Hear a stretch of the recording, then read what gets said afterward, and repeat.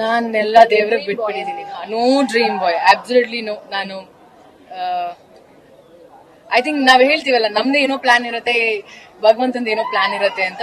So ನಾನ್ ನಮ್ ತಂದೆ ತಾಯಿಗೆ ಹೇಳಿದ್ದೀನಿ, ನೀವು ಹುಡುಕಿ ಅಂತ, ನೋಡೋಣ. ಮೇಡಮ್, ಈಗ ತಮಿಳ್ ಇಂಡಸ್ಟ್ರಿಯಲ್ಲಿ ಆಲ್ರೆಡಿ ನೀವು ಸಾಂಗ್ ಮಾಡ್ತಾ ಇದ್ದೀರಿ, ಬೇರೆ ಯಾವ್ದಾದ್ರು ಸಿನಿಮಾ ಆಫರ್ಸ್ ಬಂದಿದ್ಯಾ? ಸಿನಿಮಾಗಳು ಬರ್ತಿದೆ ನಂಗೆ ಬೇರೆ ಇಂಡಸ್ಟ್ರಿಯಿಂದ. ವಿಲನ್ ಆಗಿ ನನ್ಗೆ ಅಪ್ರೋಚ್ ಮಾಡ್ತಿದ್ದಾರೆ ಇವಾಗ. ಸೊ ಸ್ವಲ್ಪ ಸೆಲೆಕ್ಟಿವ್ ಆಗಿ ಸಿನಿಮಾ ಪಾತ್ರ ಎರಡನ್ನೂ ಆಯ್ಕೆ ಮಾಡ್ತಿದ್ದೀನಿ ಅಷ್ಟೇ.